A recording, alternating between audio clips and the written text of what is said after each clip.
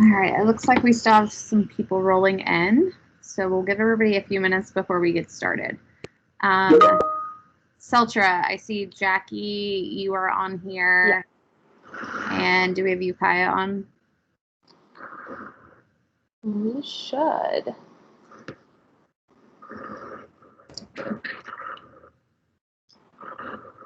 Yep, there he is. Oh, there he is. All right. And so who will be sharing their screen? Ukiah or? Yes, Ukiah will be. Okay. All right.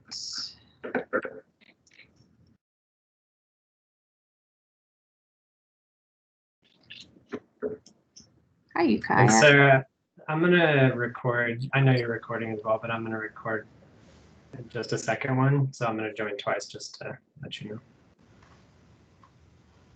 Sounds great.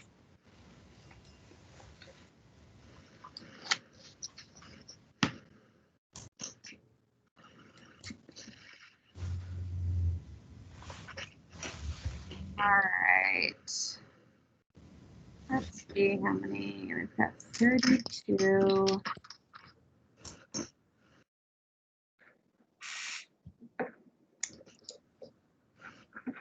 All right, we'll go ahead and get started. We have a few people rolling in still, but we can, at the very least, get the overview done and some introductions completed. So welcome to the first session of the Celtra training. So as you guys all know, this has been a project that has been in the works for quite some time. So I'm very excited to be at this point.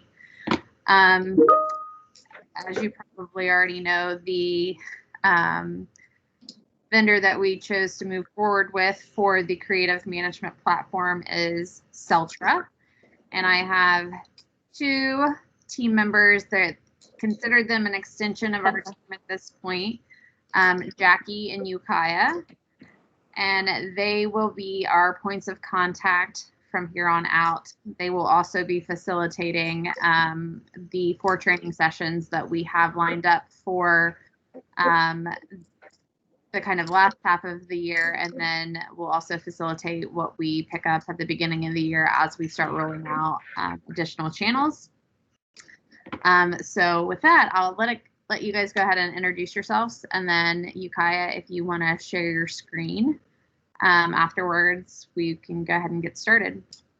Awesome. Thanks for that, Sarah. Yep. So Sarah mentioned my name is Jackie. I'm currently based in Brooklyn, New York. I grew up out in Utah. Some fun facts about me. So I am the customer success point of contact for all things Kroger. So like Sarah said, I will be working with Ukiah hand in hand to facilitate your entire onboarding, including the training sessions, any follow-up questions you may have. If we need to set up follow-up sessions too as needed. So consider me your everything Celtra guide. And I'll kick it over to Ukiah if he wants to introduce himself there. Yeah, thanks, Jackie. So my name is Ukiah. I'm a solutions consultant here at Celtra. I don't have any fun facts about myself. I live in California. California's on fire. That's basically the only thing I can tell you guys. So I'll be leading you guys through these trainings, the sessions that we have over the next couple of weeks, helping you guys with how to use the platform, how to make specific types of units, how to get the most out of the platform, and kind of making you guys the experts that I know you will all become very quickly. And so with that, I'm going to start sharing my screen. I'm going to actually start in your guys' account. So this is the Kroger account. And this is the way it will look when you guys all log in. We're going to add you guys all to the account after the training today, so you'll be able to get access and start playing around and everything. A couple of things I'm going to call out really quickly. I'm going to fly through a couple of things here at the very beginning and then just get right into how to actually build within the platform, because that's going to be the meat of the conversation today. I will say before I even get started, this session, as well as all the other ones, are totally meant to be open conversations between all of us. I know there's a lot of folks on the line today, so feel free to drop any questions in the chat if you don't want to jump in and interrupt me. Jackie will interrupt me, or feel free to interrupt me yourselves if you want to do that. That's totally okay. I will take no offense to that.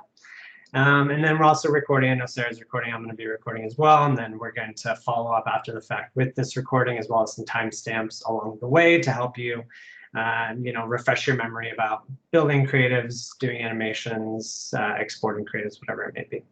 So to start us out, and if at any point my screen is too small, you guys let me know and I can zoom in a little bit more.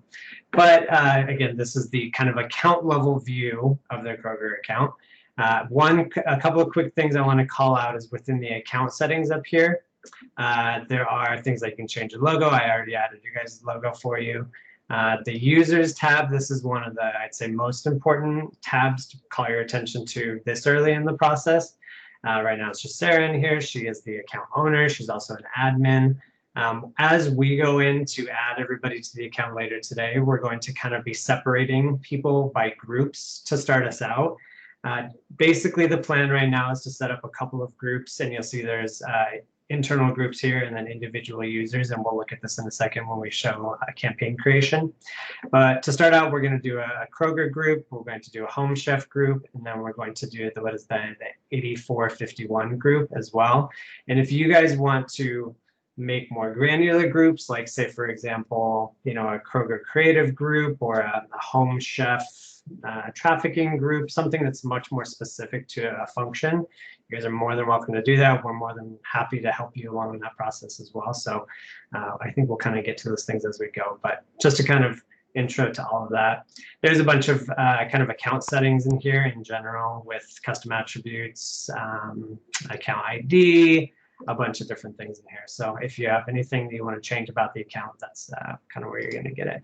And if you need any help, there's always the support tag right here. We'll be probably sending you guys a bunch of support articles as we go to flesh out knowledge for particular parts of the platform and so on. So I'm going to just get some access really quickly so I can show you guys around, and then we'll dive right in. So to start us out, we're going to make the first campaign. So when you log in, when you have access, you'll see this new campaign button. We'll just click on that real quick. We'll give this a name. Let's just say demo. The brand advertiser. So this is, I would recommend, you guys have several kind of sub brands.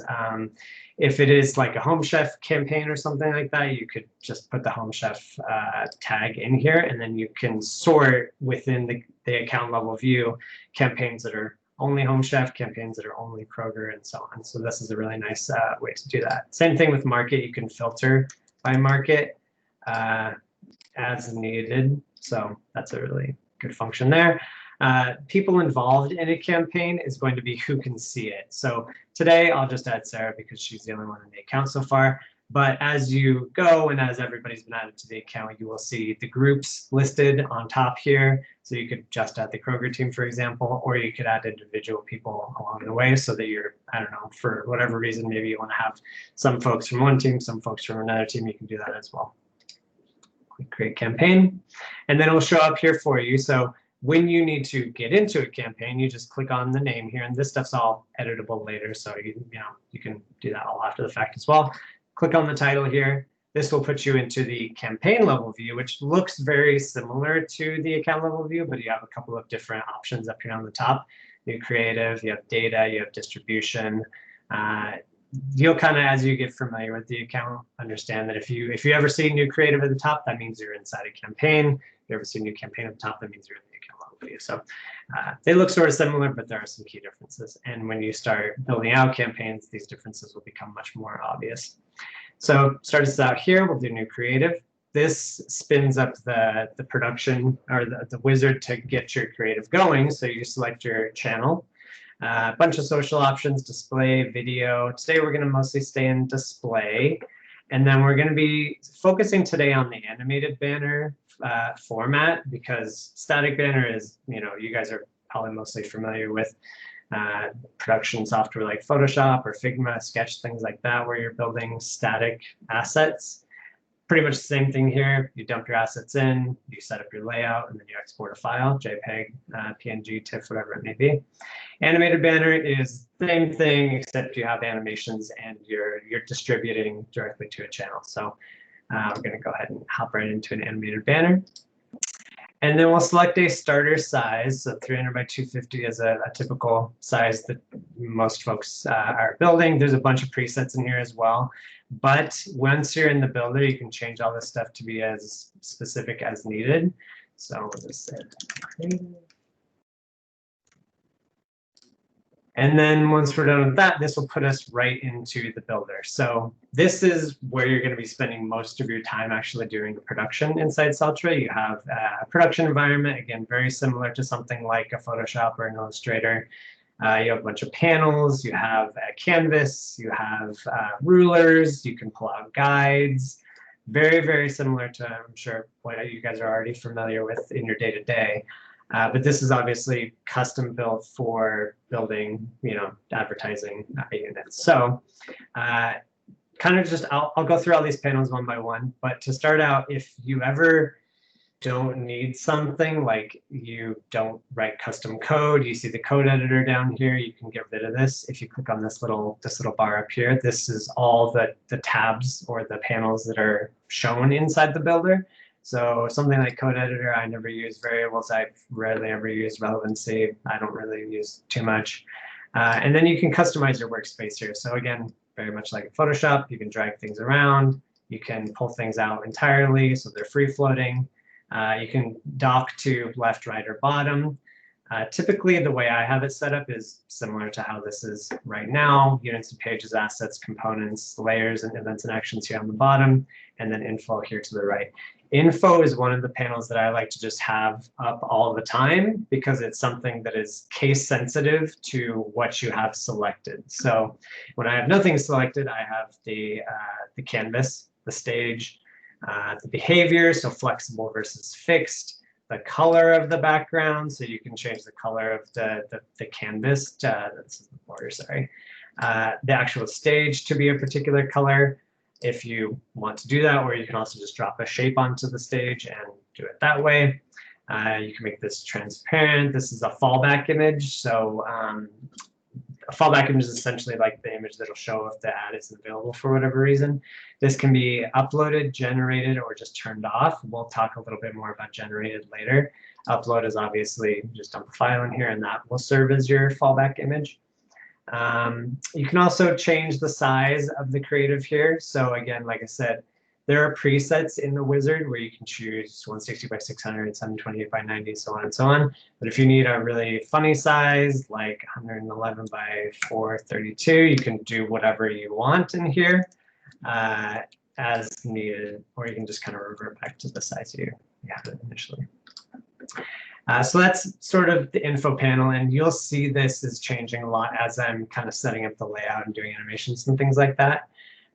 The units and pages over here, this is the unit that you're currently building. So obviously 300 by 250. Not much more in here in terms of settings and attributes and things like that. Your assets, this is where obviously all your assets live. I'm going to drag a couple assets from off stage into the builder so that they're loaded up. One thing to note is when you're dragging assets in to the platform, you can drag them anywhere, but there's a difference between dragging them onto the stage here and dragging them to any of the panels. So I'll drag them onto the stage here. This will result in them coming into the assets panel, but then will also result in them all being added to the stage, which I typically recommend against doing because then they're just all on the stage and they can, you can lose track of things a lot more easily if you do that. If you drag them anywhere, like into the layers down here, into info up here, I'll just delete all these so I can demonstrate that one more time real quick. If you drag everything into the info panel, it still uploads everything to the assets panel. So you don't have to tab over to assets, drag your assets in and put them in that way. You can put them in any of these panels. A couple of things to call out. So the demo I'm going to show you guys today is kind of based off of the project we're working on with Studio right now. This is a older version. I know there's some updated assets we just looked at a few minutes ago, actually. So this is, at this point, kind of outdated, to be honest, but it's a good example of something similar to what you guys typically do in animation that may be similar to what you would want to do, and we can kind of discuss that as we go. And then obviously the value of changing out these logos really, really easily. And that's partially something we'll get to during the next session when we talk about templates. We'll talk a little bit about it today as well.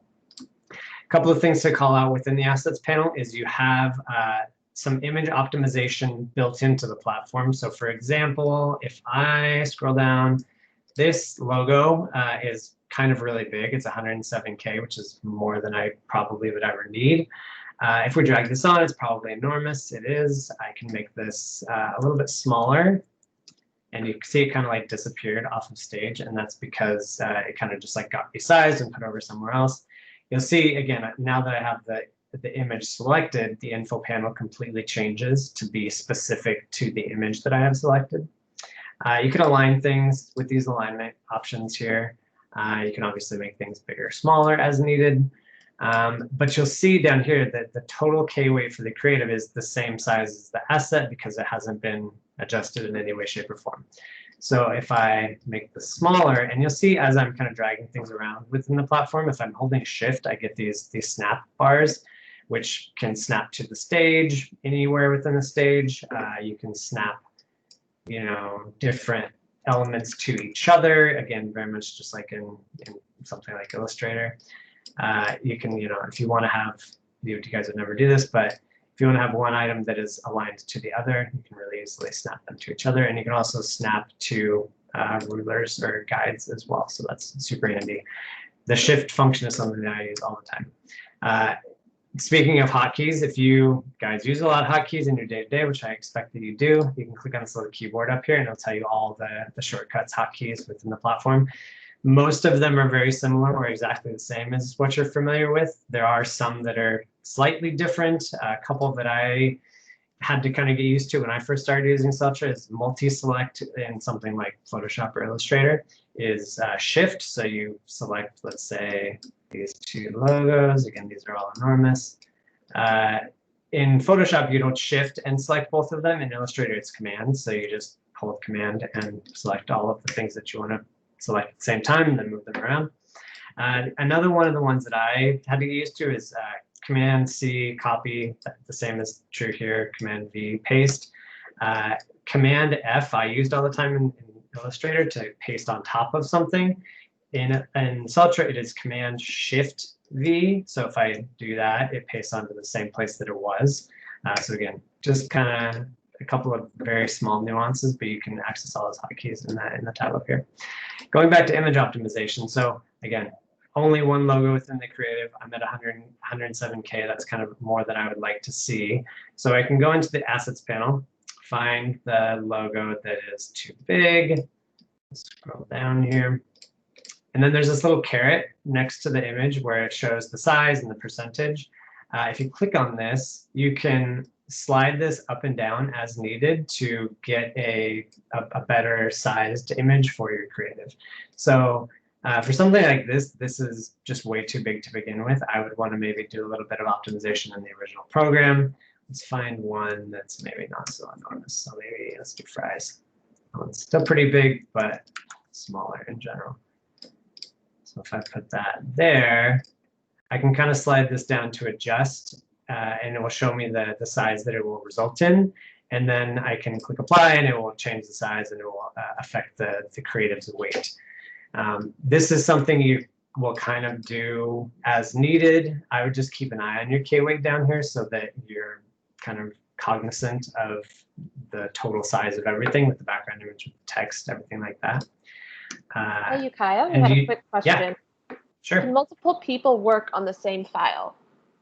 So for example, a copywriter and a designer. Absolutely. So anybody like Jackie could come in here right now and work in the same file. One thing you want to keep in mind is that I believe how it works is whoever logs in first kind of has like priority for saving. So if Jackie comes in here right now, if I set up a creative in here, I roughly set up my layout, I push save, and then Jackie comes in here and redesigns my creative or adds some copy, for example. She can do that. It's just going to throw a warning that says, Jackie's inside this creative.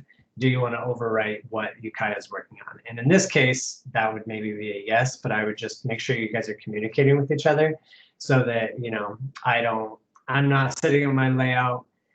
I'm not totally done. Jackie comes in and adds her copy, but then I keep designing. And so she maybe saves over something that I had spent a little bit more time on, and it kind of reverts me back a little bit. So I would say, if you guys use Slack or anything like that to ping each other, email each other, just, understand where somebody is in the build process so that you're not overriding somebody's work and having to have them redo it. Okay, so really quickly, there is a difference between the image optimization with PNGs and JPEGs. If you bring in a JPEG, you'll see that you have quality here. PNGs is colors, essentially. So if I scrub this one down and click apply, you will see a difference in quality for things like JPEGs because they're structured differently.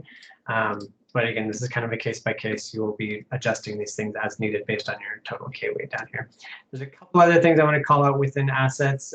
You can replace an image. So if, for example, I have this here, and then I want to replace it with something else, I can, if I find another image on my desktop real quick, 1 second, it will replace this image across all of the creatives that it's being used in. So with this, it doesn't matter so much because within animated banners, you only have a single size. But when we're talking about templates, which we will be during the next session, it makes more of a difference. So I'm just going to grab this background image here. I can go in, click this, and again, you guys probably can't see my other screen, but I'm just selecting this other image, and it will replace this image within the other units that are using that same image. So if you need to do something like replace a background image across 4 or 5 different sizes or more in something like a template, which again we'll get to in the next session, you can just click this little replace button and you'll do that really quickly within the builder. Just going to revert that back. I will pump up the quality of this image just a little bit because it looks a little bit grainy on my side. So we'll bring that up. That looks pretty good. We'll save this. We'll go to components next. So you have a few options within components of things that you will build with, things like text, shapes, I said a second ago when I was changing the background color here. Image components are essentially just like a placeholder space for an image to go. So for example, if I drag on my shape, I know that the bottom sort of section of this creative is going to be a sort of a bar. And again, I can adjust this all within info as well. When you have anything selected within info, you also have a couple of properties that I'll call out right now. Images, shapes, text, these all have the same property, but you select this shape, for example, you'll notice that you have width, height, rotation, opacity, and kind of a position on the canvas. This is not like, if I put this in the center, it's not going to put it in the center. This is just like relative positioning to the canvas that it's on. So it says, a -11%, because that's where it's placed in relation to the center of the canvas. And then I have these alignment tools down here. One thing I want to call out here is that you can change the properties of any element from percentage to pixels just by clicking on them. Same thing for positioning here. This becomes really useful if you are building a bunch of different sizes. And again, with the templates next time, we'll talk about this a little bit more maybe. But if you are, say, if your bar down here needs to be always 100% width and maybe 60 pixels high, something like that. You can set it up just like this, make sure it's centered, and then whenever you copy this to a new size, so it could be another creative on another tab in my browser, it could be another size of the template. When you copy this over and paste it into the new size, it will always be 100% the width of the creative, and it will always be only 60 pixels high. So again, this is something we'll maybe touch on a little bit more in the next session, but just keep that in mind with the pixels and percentage, because this can be really useful when you're designing a bunch of different sizes. And again, it applies to text, images, colors, shapes, whatever it may be. Okay, so while we're here, I have this kind of overlap. So obviously I don't want this. This is the image container I'll be using for my logo in a second. I don't want this to be overlapped by the shape. So again, just like in something like Photoshop, you can readjust your layers really easily just by dragging them one over the other. I'll stick this about there. That's roughly where I want my logo to go. And again, I'll use the holding shift so that it's aligned perfectly in the center of the shape. And then I'll set up a shape over here. I'll actually make this white. So if I want to change the color of this, again, in the info panel, you have a bunch of different settings specific to whatever you have selected. So this will be white. And then this will be my CTA button. in theory, you could bring in an image for a CTA button, but because of the fact that, you know, what we've seen from you guys so far, you will change the CTA from saying, you know, shop now to shop faster. It's easier to just set it up with a shape and some text inside Celtra, so you can make that change really easily rather than, you know, exporting buttons from Illustrator or something like that. So we'll just make this maybe about yay high. Center that with the logo component. And then I'll just stick it over the side like this. And then with shapes, you can also change the roundness of the edges. This one we'll put at 50, so we get that kind of nice rounded corner there. I'll maybe make that a little bit longer. For this button shape, I will change the hex code. So I have a copied hex code here, but I like to pull this test whenever I'm talking to teams like you guys. Does anybody know the hex code of the blue that you guys use? Open question. No, everybody's shy. Okay, I'll just I'll just copy what I have. I've got it. Go through it. What is it? Go ahead. Hold on, Go it's ahead. filling up different. This one is 1E4A94, and that's not it, but that's close. So Say that again. 1E4A94. yeah, Perfect. Thanks, Jason. and that's technically right. not it, but that's close enough. It's close enough. For my eyes, it's close enough. Okay, cool. So we'll set that about there. We'll drag in some text. We'll throw that in. We will change this to be one of the two fonts we got from Jason earlier on was Quicksand and Poppins. So I think the closer one for this one is Quicksand. I'll double check. And then we'll make this, I think that looked better in bold. So we'll do shop now. Make this white. Again, just change the color here. Click OK. Center this with that shape. Make this a little bit smaller. Something really important to note with text is you have a couple of fairly important options, sort of settings with these. One of those is the shrink text to fit little checkbox here, which, just like it says, if you click this on and then then I'll zoom in a little bit so you guys can see this. If you make this text box smaller, the text also gets smaller. But if you make the text box bigger, it does not get bigger. The other option, scale text and preserve line breaks, does both of these. But there's some differences and reasons why you would use one versus the other. So now if I make this bigger, it gets bigger. If I make it smaller, it gets smaller. Shrink text to fit is really useful for things like templates like we're talking about. Because if you decide later on that you want this to say, instead of shop now, you want to say shop faster, this will get smaller based on the size of the text box. If you use scale text and preserve line breaks, it will not do that. So if I turn this off, go back to shop now, turn on that option, and then change this, it will not do the same thing. So it's just important to know which of the two you want to use for your particular case. Shrink text to fit, you can also kind of just like jack this up way, way high, and it will get bigger to a certain point when it gets to 49 pixels. And you can also change this same way, percentage versus pixels in size to VH. So it's just a different scaling model for text. Just sort of important to keep that in mind as you're building so that you know sort of which one you're going to need based on a particular situation.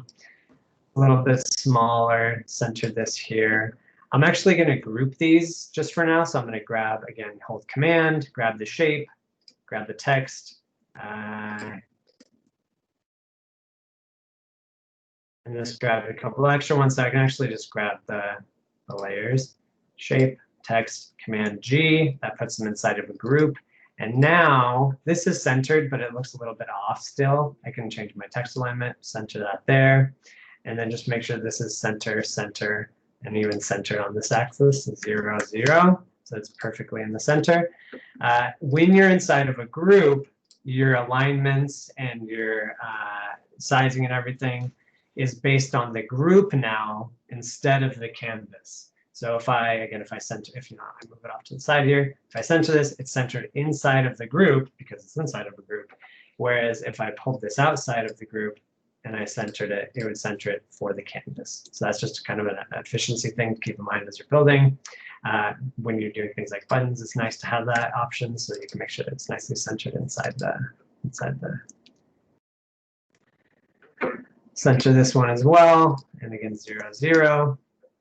Just centering that button, the shape itself. We'll save this really quickly. And then I'll change this, the asset that's going to be used inside this placeholder. So if you do want to just set up your creatives with placeholders to start out with, you can do that. Or you can just drag in the assets like I was doing a second ago. Benefit here is that you can now select this component, scroll down. Within this source asset option, you can just click the logo that you want to use. And since any image is set to fit to begin with, essentially that just means whatever you put inside of that box, it will fit. The entire image will fit inside. So we'll use maybe, let's do Ralph's. Click that, it will go inside of that text box, and everything outside of this will be transparent. So you don't have to worry about, if it's a PNG, obviously, you don't have to worry about white boxes or white padding around your image.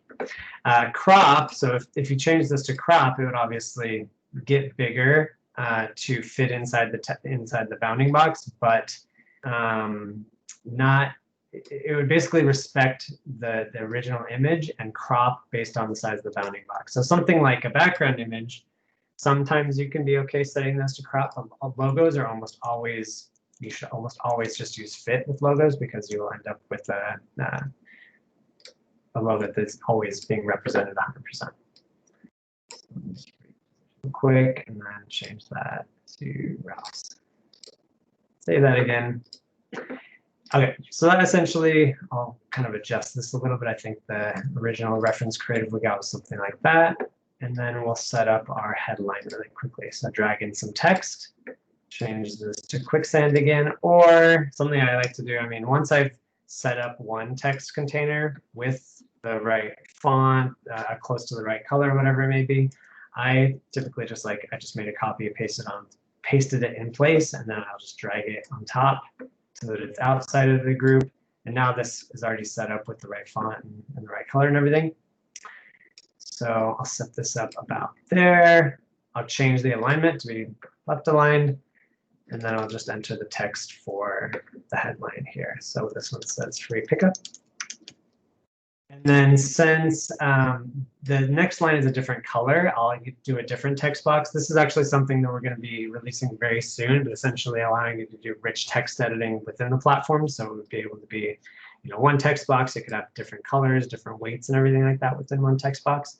But for now, I'll just do, and I'll make this a little bit bigger. You have full control of your padding, your character line spacing, you can do shadows, you can do scrollables. This is scrollable, it's for something like a disclaimer or something like that. Make the free pickup quite a bit bigger here. There. And then I'll just copy paste. Make that box just a little bit closer to the actual text. Have that hug it a little bit more. And obviously you can kind of just move things around with your arrow keys as well. Hold shift 10 pixels, just use arrow keys 1 pixel. And then this bottom line will say relax. That will shrink to fit inside the box, but for this one I may even just make this a little bit bigger that way, and then make the text a little bit smaller that way. And then this one, Jason, this one was in a different color as well. I don't know if you want me to just randomly select or if you got a hex code for me. Yeah, give me 2 seconds here. Sure. All I'll just right, kind of it make is sure. F8 Yep. D365. I'm missing the F. There we go. F in the front. Yeah. Cool. There you go. Looks good. And obviously you can kind of make adjustments here to sort of suit the image that's being used in the background. I think this was even over a little bit more, so that it was out of the way of the Kurochi's head here. I will also, and that looks a little bit close, so I'll maybe step that away a little bit. Also group these guys together. Command G. You'll notice that I have a much bigger text box here than I actually need. This is something we're going to visit again next time with templates. Essentially, the reasoning here is that since I expect for these to change in terms of copy length and things like that, I just want to give myself a little bit of extra room inside this box to add additional copy. Say that again. And then this is essentially the layout, right? If this was a static, I could save this. I could export it as a JPEG or a PNG or a TIFF, and then I'd be done. But for today, we're going to animate this and add a little bit more life to it. So that's kind of the next step. To start doing animations, and I will give you guys a little bit of background. Before I started at Celtra, I had never been an animator before. I was always just a static illustrator. So that was intimidating for me personally, but the animation tools that we have within the platform are actually really, really easy to use. And if you have any experience with something like After Effects, this will be fairly familiar to you. But you know, it's not too intimidating. So I'll just say that from the start, just to give you a little bit of comfort coming into this. Essentially, when I'm doing animations, what I like to do is set up the creative the way that I expect it to end. So like the end state of the creative, just so I know everything fits, it looks good, so on. And then I kind of adjust everything to be where I want the ad to actually load. So when the ad pops up on the screen of the user, I want, let's say, this to be over here because I expect it to animate to the right, for example. And then this text, maybe we want to be off to the left as well. And also be transparent. So it animates in and becomes opaque. And also does a little bit of a slide. For this, that's about all I'm going to do. If you guys have any ideas or want to do anything different, drop an idea into the comments or anything, and we can try to flesh that out here on the call. But again, to start us out, I sort of set up my creative to be the way that the ad should load. I click on this little add scene button. So within your layers, you have layout, and then you have your scene, so your timeline. These always come together, so you can't break these up. These always kind of are a unit. So essentially, when you get started, you click on Add Scene. This will give you a scene one. You can change the name of this. Maybe we just call this Slide In. You can make this be as specific or as general as you want to be. Totally up to you. We'll just save real quick. You get a playhead. You get a timeline here. Again, this is fairly familiar to anybody that's used After Effects, something like that, Flash even. You have 10 seconds to work with here by default, but again, when you select the animation or select the scene, just click on the scene, your info panel then changes to properties for that scene. So you can increase this to be up to 120 seconds. That's 2 minutes. That's a really long time to be looking at an ad. So I've never really seen somebody use an animation that long, but you have the option to if needed. You can do, I don't know, 10, 15 seconds. You can do 5 seconds. You can do really whatever you actually need for the creative to do its thing. You can loop them. You can rewind them. You can do all kinds of different stuff within the actual scene, or you can just keep it fairly simple, have it time-based, 5 seconds, and then you get everything done within that 5 seconds. So when you actually go to do the animations, you can do this in a couple of different ways. So first way is essentially to pull out your playhead to, let's say, I don't know, let's say 1.5 seconds. And you also get a timeline here, 1.500 milliseconds, so that's 1.5 seconds. And then you can just start moving stuff around in the stage. So because that's a fact, if you're inside the scene and you move stuff around, you'll see that keyframes start to get added to your timeline with whatever you moved. So if I decide I just want to clear out my canvas and start fresh, if you have the scene selected, which when you do, you get a little green box around whatever you have selected. So that's how you kind of know that you're in the scene. And when you're in layout, you will see anything that's a group is also in a green kind of solid box. But when you're in the scene and you have something selected, you kind of get this like dotted green box, and then the squares, around the box are also green. So that's another indication of the fact that you're animating, and anything you move will animate. And so now you see over that course of a second and a half, I animated everything that I moved out of the way. So if, for example, you get to, I'll kind of back this out, you get to this point where your creative is laid out, you're good to go, and you do want to move anything around, just click on layout. Now when you move anything around, you're not animating, you're not recording any of those keyframes. So when you get to the scene, you can do your animation fresh. I call attention to this because this is something that tripped me up all the time when I first started. And I see it fairly often when I work with teams like you guys. So just kind of calling that out. But now we actually will animate this to the end state that we want it to be. So we will kind of just nudge this over to roughly the end position. We'll also change the opacity to be 100% opaque, so we can see it and we can kind of scrub along to see how that looks. And then just kind of roll this over. Or, for example, if you just want to snap this to this corner, you can just use the alignment tool down here, snap to the other corner, and you're good to go. And you can make adjustments here, obviously, fine tune, whatever you need. And then it will record all of the axes and opacity changes and everything that you just moved.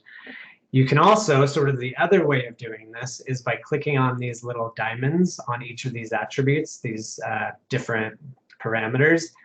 Hidden is something that I often see people get confused with between opacity changes and hiding something. They are very different in that if something is hidden completely, it is completely invisible and you can interact through it. So for example, if I had this button be 50% opacity, you'd obviously still see it, but if I had hidden, obviously it would go away. And you also get this little X, meaning you can also interact through it. So like if there's something underneath this, for example, if there was, I don't know, like a different color button underneath it and you wanted to kind of like fade them, for example, but you wanted the first one to be clickable, even when the second one was on top of it, you could hide it, show it within the animation, and then change its opacity. That's maybe a little bit more of an advanced animation, but something you can definitely do. Just notch this back up. And then we'll go back to adjusting our animation that we set up here. So when I moved all of those things, it recorded all the keyframes, and now I can kind of just make my minor adjustments to get it the way that I want it to look as a final animation. So I can select individual keyframes and just kind of push and pull them as needed along this axis. And then you obviously see the text kind of stays where it is, and we actually don't even need this y-axis, so I can just delete this altogether. If you select actual the line item here, you can just delete the whole thing, or you can delete individual keyframes as well if you end up in a situation where you have straight keyframes. So really quickly going back to the whole diamonds thing here, instead of moving stuff, you can also, so if, for example, if I remove this text animation entirely and I select my group. So the group is the one I want to animate here, not the elements inside of it, although you could do either one or both. You can also click on the axis that I want to animate and then just change the values of each keyframe. So I have this one, the first one selected, that's its starting position. And then that last one selected will be, I don't know, maybe 50 or maybe like 20 pixels at the end. And that's further over than I want it to be. That's typically why I just move stuff around and animate that way. But if you need to make minor adjustments to individual keyframes, you can do this where you click on a keyframe, change its attributes, and then get your desired result. The way I had it a second ago, I'll just kind of notch it over, change its opacity, just a little bit more, and then we'll call that good. You can also, and again, I don't need that Y, so I can get rid of that. You can also grab entire groups of keyframes. Just click on that top bar, just kind of scrub it around. And then you can also select multiple individual keyframes by marquee selecting. So that's very useful in those cases as well. You can also move these around with your arrow keys, so you can kind of adjust it in that way. You can also change the easing of your animation. So for this, by default, any animation is just set to linear easing. So again, if you select a keyframe, within info, you'll get the option to change your easing, change its values. Again, every easing is set to linear by default, but for something like this, we may want to change this to, we have a bunch of presets here, so you can select any of these. I think I want something like a ease out part, maybe. Click that. And then I can do the same thing for the background image. So I'll scroll down and find easing that I like. You can also hit spacebar, obviously, play your animation that way. And then maybe for this, we want to just stagger these just a little bit so the background starts and then the text comes in, something like that.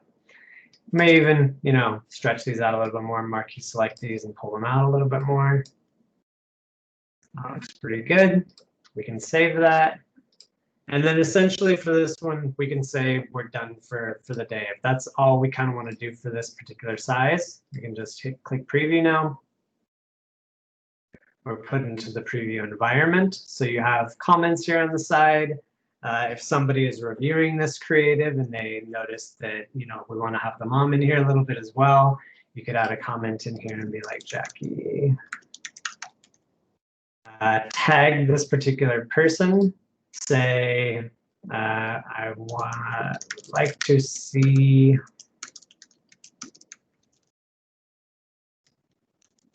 click on comment. She will get a notification. It gives you this little warning, just letting you know that they can read all the comments in this campaign. Click proceed. She'll get a notification. She will be brought to the preview environment when she clicks her email or clicks her in-platform notification. You can also annotate within a comment. So you could say, I don't know, I want to put that there. It would be nice if the headline was a bit lower, something like that. You know, you can call out specific things or a placement of things with the annotation feature. That's really useful.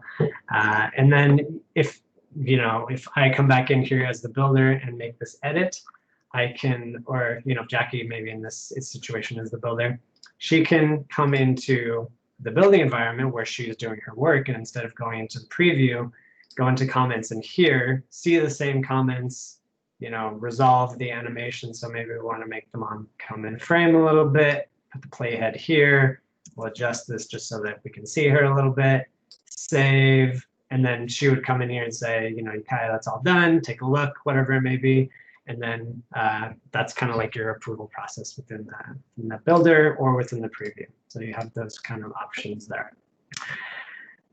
Another really nice thing about the preview environment is you have this QR code reader. So like you guys, I'm sure I've never really used a QR code for a useful reason, but this is actually really a nice way to preview a creative. And you guys can all pull out your phones, pull up the cameras on your phones right now and take a picture of this, and this ad will come up on your phone so you can preview in environment. Same thing for other sizes. If you're looking at a, 160 by 600, click on or preview the QR code and it will show you that particular size. That's really super useful just to kind of see things in environment. So that this is nice. I mean, it gives you a little bit of context of what it looks like on a device, but it means a lot more if you're actually looking at it on your phone and able to interact with it in that way. Okay, one quick thing now that we're done with the build is for this, and I don't think you guys will be building a lot of individual creatives in this way. This is just kind of a way of giving you guys that foundational information so that you can, if you need to, make individual edits to creatives if needed. Next time when we talk about feeds and templates and things like that, scaling, you guys will start seeing a lot more of that sort of value that you're going to be able to really easily change a creative so that it's using all 12 logos and just export those all at once. That will come during the next session. Really quickly, something I want to call out is just sort of your preview environment in general. The single preview that we looked at a second ago is one way of looking at creatives, but also if you, let's just make the duplicate of this, which you can easily do, click on that little checkbox, do copy. This will copy it just into the same campaign, or you can select a different campaign if you want to move something somewhere else. So I'll just really quickly make a different version of this. I'll say this is 160 by 600 maybe. Really quickly, an example of that, I guess we'll use a different image for this background anyway. I'll just delete that real quick. Or actually, something I can show you guys really quickly that's useful. I think I have, yeah, this image, which we use for this one.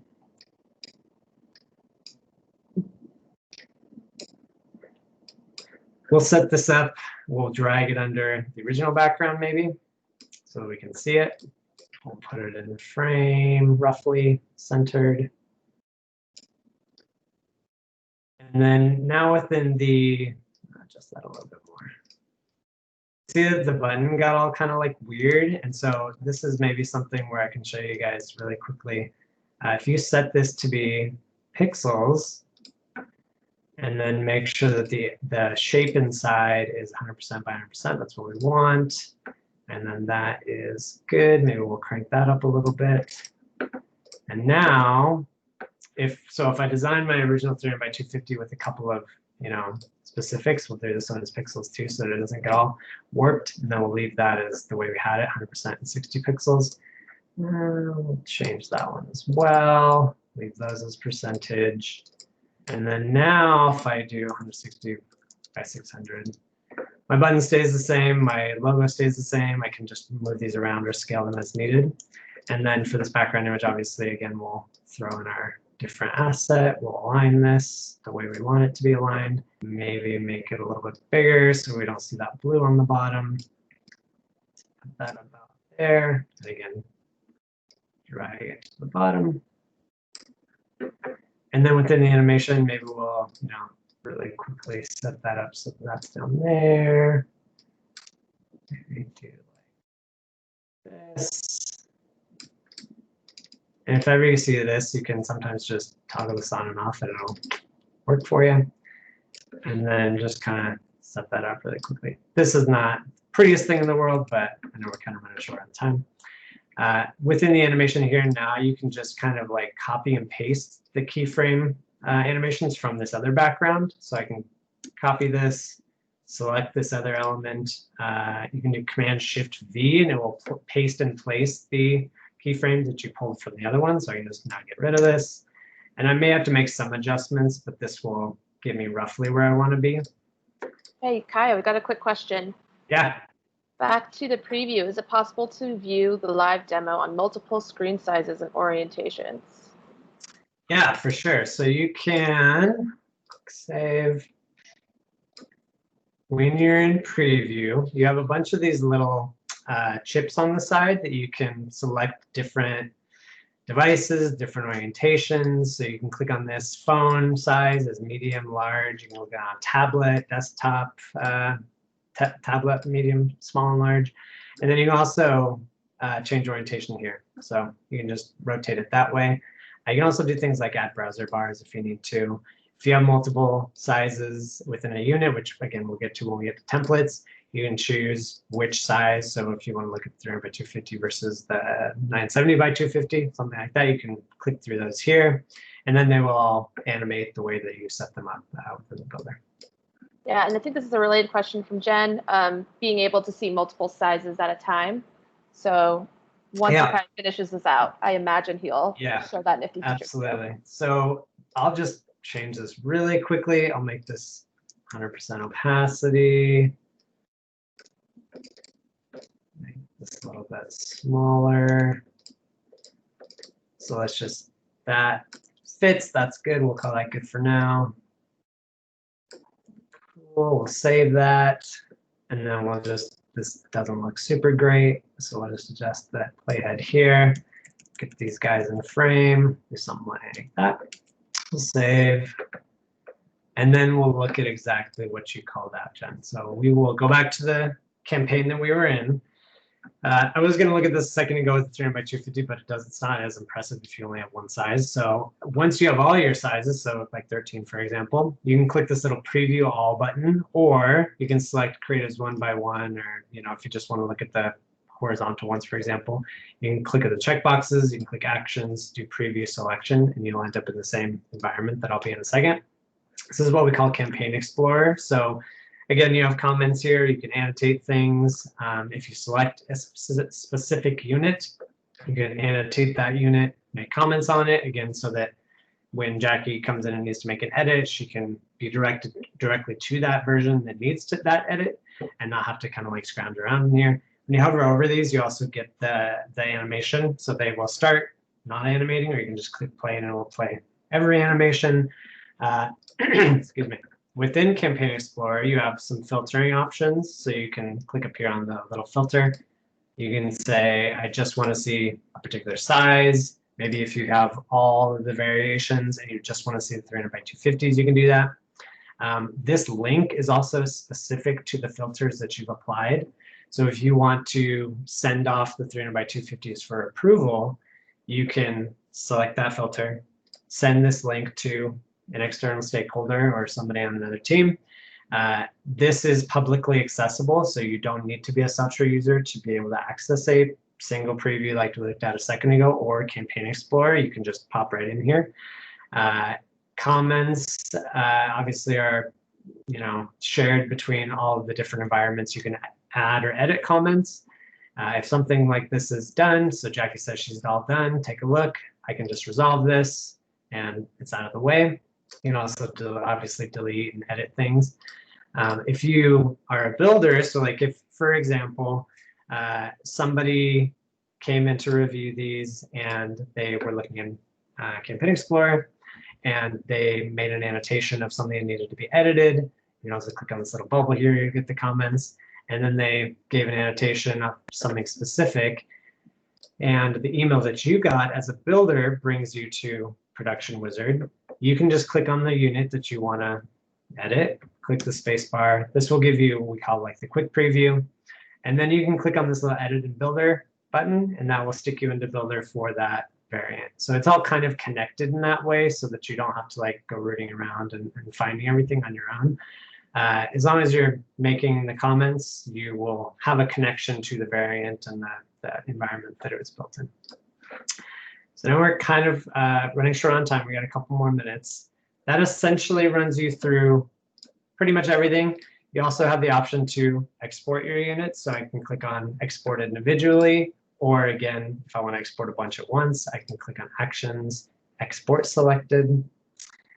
Since these are animated banners, we have to select where they are going to, either generic or Google Ad Manager, for example. Click on that, download all creatives. You'll get a zip file of all of the creatives, and then you can traffic them in that particular environment. If this was a static, you would get a zip file full of JPEGs or PNGs. You can also do video units, which export as MP4s. So you do have a bunch of options of how you're going to get the end creatives. It's just important to kind of understand what you want at the end so that you can build the right unit and get to that endpoint more easily. So that kind of wraps it up for me today. Are there any kind of general questions about anything we covered or things you guys are curious about?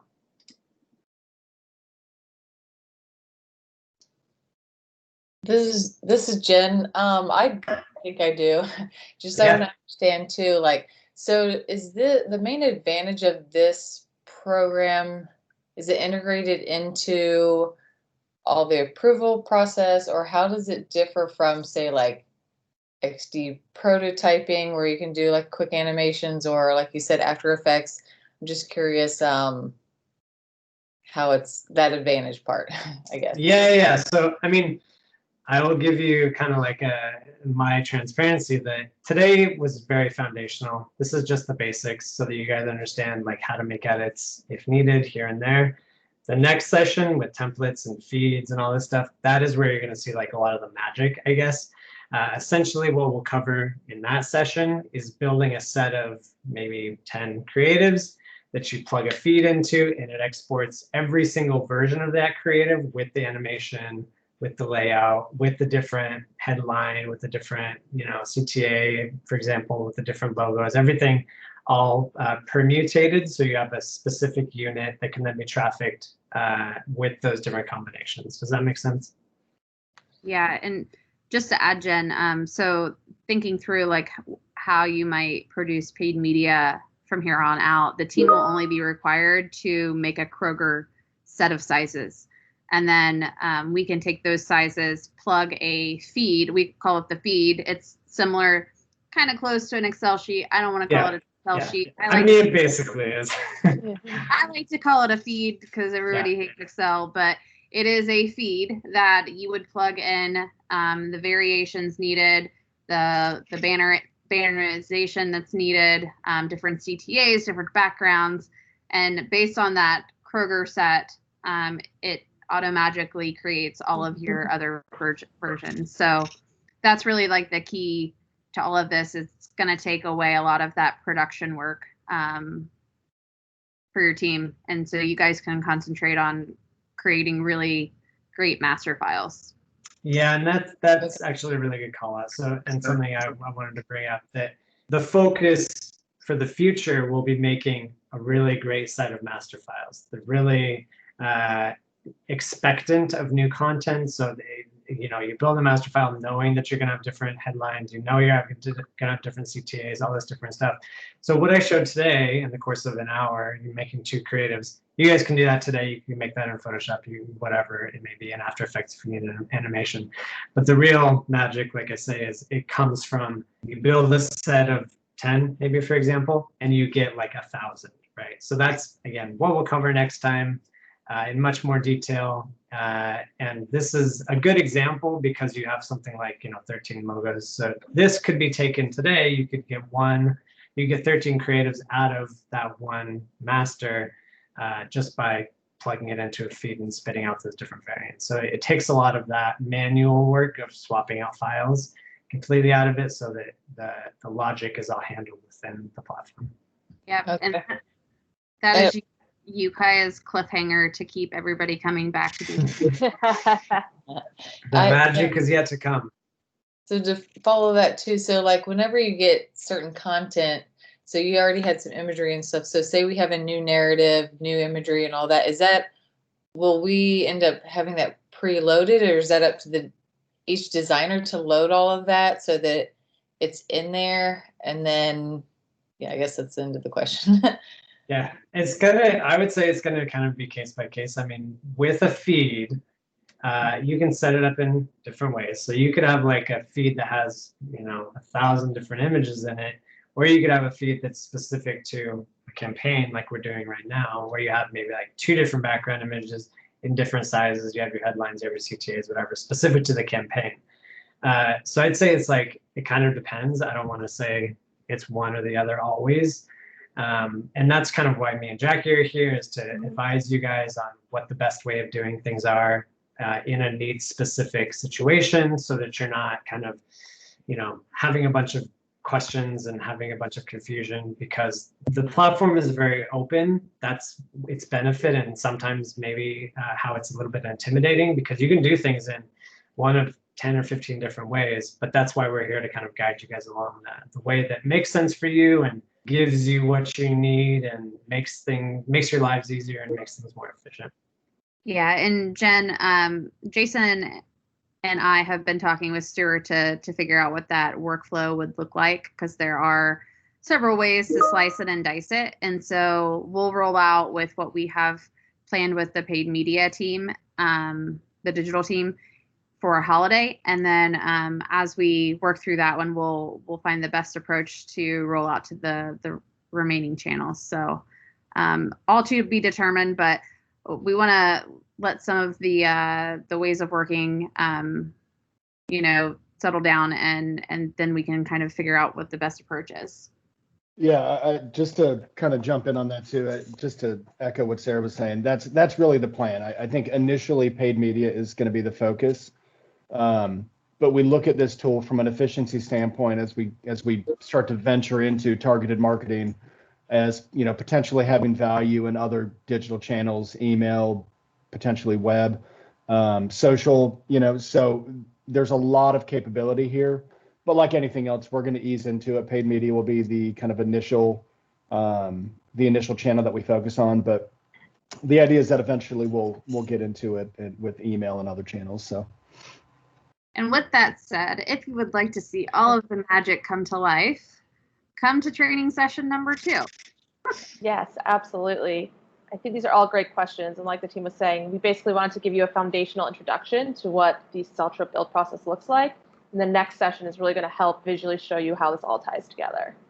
All right, guys. Well, we're a little bit over, but thanks for joining. And I hope to see you next week at training session number 2. And if you have any questions in the meantime, feel free to shoot me a note. Thank you guys for your time. All right. Thanks, everyone. Bye-bye.